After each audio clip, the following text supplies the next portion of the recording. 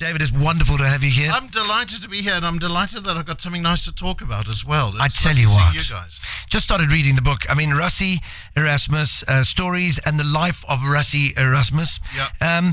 I mean, how did you get the gig? It was very sudden. One day just before Christmas, I got a phone call from a woman called Andrea Natras, Yes. who's one of the publishers at Pan Macmillan.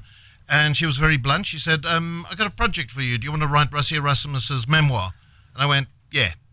That's how it happened. And did he choose you? So they had submitted names, Yes. and well, the version Rassie tells me is that he looked at these names and went, "Oh, I'll have that guy." I said, "But how did you know me? Yeah. Because you wouldn't know me."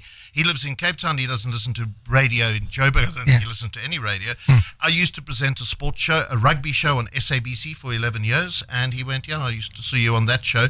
I'd done some writing for SA Rugby magazine, but it was a long time ago. But the man has a rugby brain like nobody no else. other. Yeah. So he remembers all those things. If you ask him for directions anywhere or ask him where he's been in the last 24 hours, he can't tell you.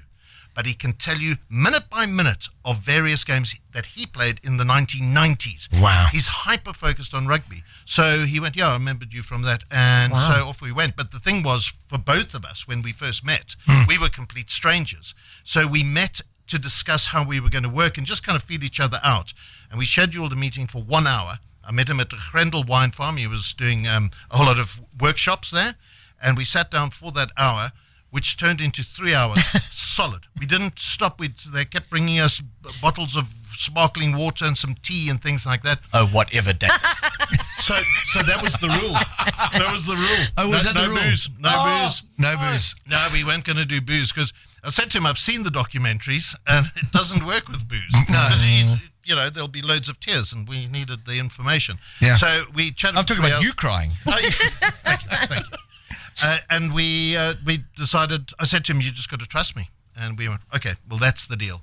And we'll put everything on the table and then decide what to take out." And we took nothing out. And just before we go into the book, I mean, when you're writing a book for somebody, I mean, you now need to know everything about this guy. You need to know as much about him as his wife knows, as his parent, his mother may know. And I mean, how do you start that process? So we sat down. The first day we worked on that is he came to my house. He sat in my study.